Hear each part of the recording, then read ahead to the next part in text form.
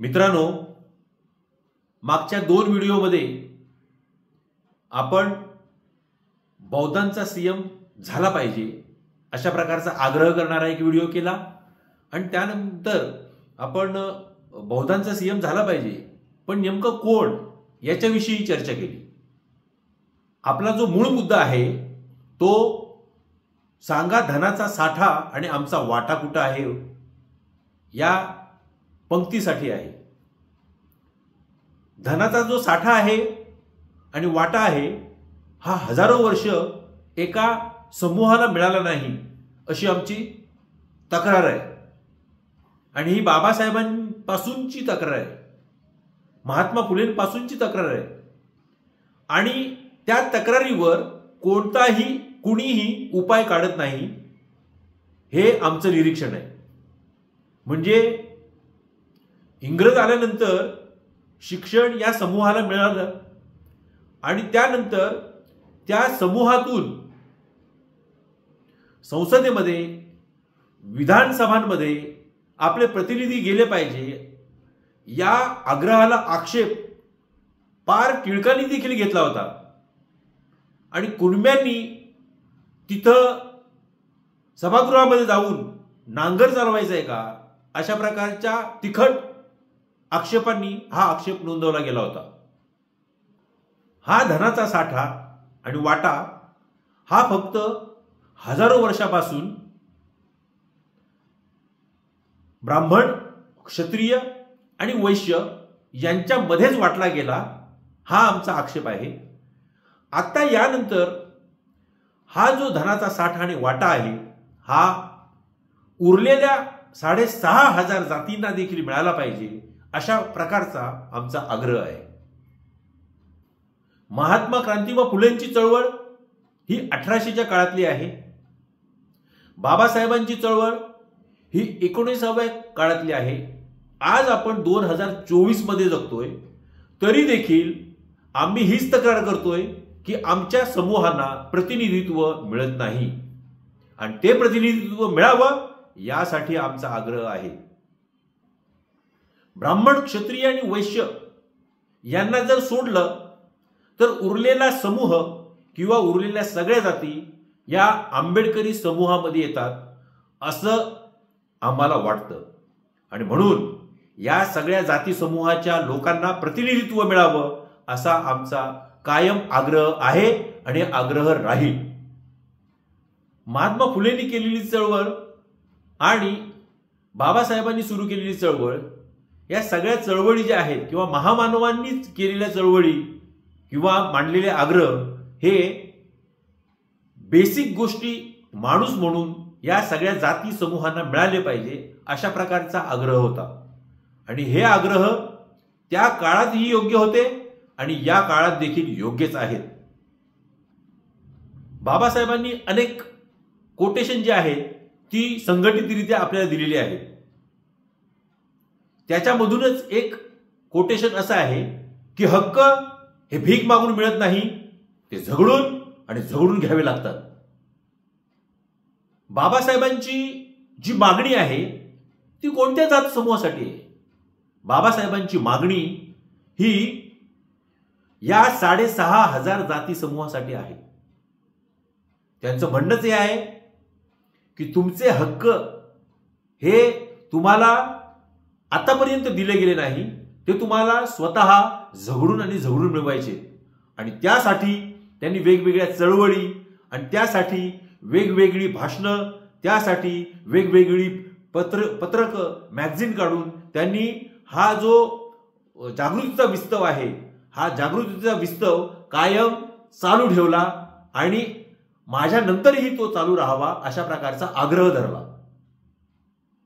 बाबासाहेबांची जी सगळी मांडणी आहे त्या सगळ्या मांडणीमध्ये समाजरचना म्हणून ते सांगत असताना ब्राह्मण, क्षत्रिय, वैश्य आणि शूद्र आणि त्या खाली अतिशूद्र आणि स्त्रिया यांची सगळी समाजरचना ते मांडतात आणि या सगळ्या समूहाला बरोबरीचे हक्क देण्यासाठी ते ही समाजरचना उथलपुथल होऊन वरची आणि खालची झाली पाहिजे आणि सगळे समान आले पाहिजे अशा प्रकारचा आग्रह धरतात आणि त्यानंतर मानव अधिकारांची ते बात करतात आणि ह्युमन राईट्स हे जागतिक स्तरावर जसे पुढे आले तसे भारतामध्ये देखील ते पुढे आले पाहिजे आणि त्याची सरळ अंमलबजावणी ही सभागृहांमध्ये, विधानसभांच्या सभागृहामध्ये झाली पाहिजे आणि संसदेच्या सभागृहामध्ये झाली पाहिजे अशा प्रकारची चर्चा त्यांनी फ्लोअरवर आणलेली दिसते. भारतामध्ये समाज परिवर्तन होऊ नये असं ज्या गटाला वाटतं तो गट कायमस्वरूपी असं मानत आलेला आहे की भारताची ही जी समाज रचना आहे, ब्राह्मण, क्षत्रिय, वैश्य, शूद्र आणि अतिशूद्र, ही समाज रचना तशीच राहिली पाहिजे. आणि समाज रचना तशी राहिली पाहिजे म्हणजे काय, तर जे ऐतिहासिक हक्क आणि अधिकार त्या त्या जाती समूहांना आहेत ते जाती समूहांना तशाच प्रकारचे हक्क आणि अधिकार हे कायम राहिले पाहिजेत. शूद्रांवर अत्याचार आणि अन्याय करताना, स्त्रियांवर अत्याचार आणि अन्याय करताना त्यांना आपण धर्माचं पालन करीत आहोत आणि धर्माचं पालन करताना एक गर्व आणि अभिमान हा त्यांच्या उरामध्ये आपल्याला सातत्याने दिसून येतो. मी माझ्या विविध जातीच्या मित्रांबरोबर जेव्हा या जाती समूहाच्या विषयी बोलतो तेव्हा इथल्या वरिष्ठ वर्गाने कनिष्ठ समजल्या जाणाऱ्या जाती समूहांना कशा प्रकारे वागवलं, कोणत्या कोणत्या प्रकारचे अन्याय अत्याचार केले याची उदाहरणं देतो तेव्हा त्यांना आश्चर्य वाटतं. त्यांना वाटतं हे अशा प्रकारचे घटनाप्रसंग हे या भारतामध्ये होतच नाहीत. परंतु आपल्या सगळ्यांना माहिती आहे ॲट्रॉसिटीचा कायदा आल्यानंतर त्या ॲट्रॉसिटीच्या मध्ये कशा कशा प्रकारचे गुन्हे घडतात हे आता अभ्यासक आणि सर्वसामान्य जनता देखील समोरासमोर पाहत आहे. वरिष्ठ जातींनी आपल्या कनिष्ठ जातींना कशा प्रकारे छळलं त्याची उदाहरणं जर आपण पाहिली तर त्या उदाहरणामध्ये जी दाहकता आहे ती दाहकता खरोखरच आपल्या अंगावर येते. गांधी आणि आंबेडकरांच्या काळातली उदाहरणं जर तुम्हाला मी सांगितली तर तुम्हालाही आश्चर्य वाटेल.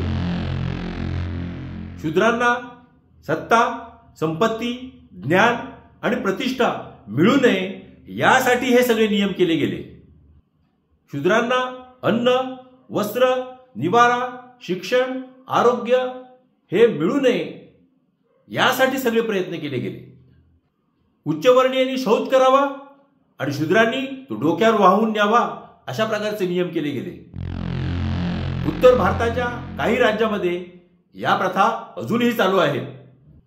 गाय, बैल, रेडे, म्हशी जोपर्यंत जिवंत आहेत तोपर्यंत त्याचे सगळे फायदे त्यांनी उचलावे आणि मृत्यूनंतर मात्र त्याची सगळी विल्हेवाट शूद्रांनी लावावी अशा प्रकारचे नियम होते. संपत्ती फक्त उच्चवर्णीयांनी गोळा करावी आणि शूद्रांनी ती गोळा केली तर त्याची नासधूस करणे, ती संपूर्ण लुटून नेण्याचा अधिकार अशा प्रकारचे विसंगत असे नियम हे त्यावेळी केले गेले होते.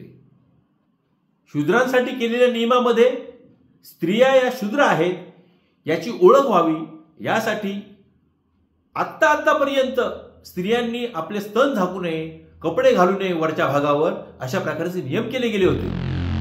शूद्र पुरुषांनी त्यांची ओळख तशीच राहावी म्हणून कमी कपडे घालावे अशा प्रकारचे नियम केले गेले होते. शूद्रांना पुरेसे अन्न मिळू नये, ते आपल्यावर अवलंबून राहावे यासाठी तशा प्रकारचे नियम केले गेले होते. शूद्रांनी झोपड्यामध्ये, खुरट्यामध्ये राहावे अशा प्रकारचे नियम केले गेले होते. शूद्रांनी आपल्या मुलांची नावं ही रुबाबदार ठेवू नये यासाठी नियम केले गेले होते. शूद्रांनी लग्न केल्यानंतर त्यांच्या बायका वापरता याव्या यासाठी नियम केले गेले होते. शूद्रांनी लग्नामध्ये डोलीचा वापर करू नये, घोड्यावरून वरात काढू नये यासाठीचे नियम केले गेले. शूद्रांनी लग्नामध्ये बडेजाव करू नये, लाडूचं जेवण घालू नये यासाठी नियम केले गेले होते. शूद्रांनी खुर्चीत बसू नये यासाठीचे नियम केले गेले होते. शूद्रांनी चपला घालू नये यासाठीचे नियम केले गेले होते. एखाद्या उच्चवर्णीयाच्या घरासमोरून जात असू तर शूद्रांनी त्या चपला डोक्यावर घ्याव्या आणि त्यानंतर चालत जावे अशा प्रकारचे नियम केले गेले होते. शूद्रांना महत्वाचे रस्ते वापरायला मिळू नये यासाठीचे नियम केले गेले होते. शूद्रांनी कौलारू घर बांधू नये यासाठीचे नियम तयार केले गेले. शूद्रांनी गोधन बाळगू नये यासाठीचे नियम तयार केले गेले. शूद्रांनी सोन्याचे दागिने घालू नये यासाठीचे नियम तयार केले गेले. शूद्रांनी कोणत्याही प्रकारची मिरवणूक काढू नये यासाठीचे नियम तयार केले गेले. शूद्रांना पाणी मिळू नये यासाठीचे नियम तयार केले गेले. शूद्रांनी शुद्ध भाषा बोलू नये, संस्कृतचे ज्ञान त्यांना मिळू नये यासाठीचे नियम तयार केले गेले. काही ठिकाणी शूद्रांनी आपल्या बायका या गावकऱ्यांना असभ्य छेडखानीसाठी उपलब्ध करून द्याव्या असे नियम आणि दंडक केले गेले. इतिहास काळामध्ये शूद्रांनी जर ब्राह्मणी मंत्र ऐकले तर त्यांच्या कानामध्ये शिशाचं तेल ओतावं अशा प्रकारचे नियम होते.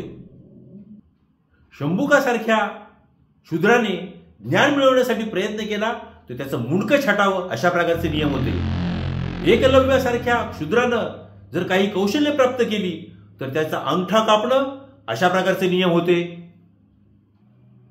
शूद्रांच्या पावलाचे ठसे हे रस्त्यावर उमटू नये यासाठी कमरेला खराटा आणि त्याची थुंकी ही रस्त्यावर पडू नये यासाठी गळ्यामध्ये मडकं अशा प्रकारचे नियम होते. या सगळ्या प्रकारच्या अन्याय आणि अत्याचाराची चर्चा बाबासाहेबांच्या ऐतिहासिक पुस्तकामध्ये आपल्याला वाचायला मिळते. असे अनेक नियम आणि संकेत शूद्रांना पूर्वीपासून आजही लागू आहेत आणि हे जर नियम आणि संकेत मोडले तर तो आमच्या धर्माचा अपमान आहे असं बोलून धर्म वाचवण्यासाठी शूद्रांना मारलं पाहिजे, धर्म वाचवण्यासाठी शूद्रांवर अन्याय आणि अत्याचार केले पाहिजे, ही मानसिकता 18व्या शतकातली 19व्या शतकातली आजही 2024 पर्यंत सातत्याने चालू आहे. आणि म्हणूनच अॅट्रॉसिटीचे कायदे या समूहाच्या संरक्षणासाठी निघालेत हे तुम्हाला आणि आम्हाला माहिती आहे. हे संकेत आणि हे नियम मोडले तर आजही शूद्रांच्या आया बहिणींवर अत्याचार केले जातात, त्यांची नग्न धिंड काढली जाते, त्यांचा दाणा पाणी बंद केला जातो, त्यांच्या विहिरीमध्ये विष्ठा टाकली जाते, हर प्रकारे नागवण्याचा प्रयत्न केला जातो, त्यांना गावातून हुसकावून लावण्याचा प्रयत्न केला जातो, त्यांचा दाणा पाणी बंद केला जातो. हे अत्याचार आणि हे अन्याय आजही तसेच चालू आहे. सगळ्या बाजूंनी त्यांच्या मुसक्या बांधल्या जातात, त्यांना गावातून हुसकावून लावण्यात येतं. या सगळ्या पार्श्वभूमीवर बाबासाहेबांची जी चळवळ आहे, मानव अधिकारांची जी चळवळ आहे, ती चळवळ का महत्वाची आहे हे तुमच्या लक्षात येईल. सांगा धनाचा साठा आणि आमचा वाटा कुठं हाय हो, हे अशा प्रकारची वाक्य का बोलावी लागतात हे तुमच्या लक्षात येईल. आंबेडकरी समूह हा मौलिक का आहे हे आता तुम्हाला पटेल. हे सगळे अन्याय अत्याचार इतिहासामध्ये सहन करून देखील हा सगळा समूह इथल्या 6,500 जातींना त्यांचे नागरी हक्क, त्यांची मातृभूमी आणि मातृभूमी म्हणून त्यांना आलेले त्याच्याबरोबरचे हक्क अधिकार मिळावे यासाठी का झगडतोय हे तुमच्या आता लक्षात येईल. आंबेडकरी समूहाची ही जी मौलिकता आहे, ही मौलिकता जपण्याची जबाबदारी तुम्हा आम्हा सगळ्यांची आहे. आंबेडकरी समूहाने हा सगळ्या अन्याय अत्याचार सहन करून देखील आपले मानवी अधिकार जपण्यासाठी जो संघर्ष चालवलेला आहे, जो संघर्ष केलेला आहे, तो सगळा संघर्ष हा मौलिक आहे आणि या मौलिकतेला जपण्याची जबाबदारी ही तुम्हा आम्हा सगळ्यांची आहे. दलित अस्पृश्य मनुष्याला बाबासाहेब ब्रोकन मॅन असा शब्द वापरतात. या ब्रोकन मॅनला बाबासाहेबांनी पुन्हा त्यांची मातृभूमी मागण्यासाठी उभं केलं, मातृभूमी म्हणून जे अधिकार आणि हक्क येतात ते मागण्यासाठी उभं केलं. आणि हाच कित्ता यानंतर 2024 आणि 24च्या नंतर आपल्या सगळ्यांना गिरवायचा आहे असं मला ठामपणे वाटतं. आंबेडकरी समूह हा मौलिक का आहे? कारण आंबेडकरी समूह हा बुद्धाच्या चिरंजीवी असलेल्या तत्वज्ञानावर आधारित आहे आणि बाबासाहेबांच्या आधुनिक दृष्टिकोन असलेल्या विचारांवर आधारित आहे. आणि म्हणून हा आंबेडकरी समूह मौलिक आहे, त्यांची संघर्षगाथा ही मौलिक आहे, हे आपण सगळ्यांनी स्वीकारायला हवं. आंबेडकरी समूहाची ही मौलिकता जपताना इतिहासात जे हक्क आणि अधिकार नाकारले गेले ते पुन्हा मिळवण्याची जिद्द आणि जिगर ही आपणामध्ये विकसित व्हावी, यासाठी आपण सगळ्यांनी प्रयत्न करूया. जय भीम.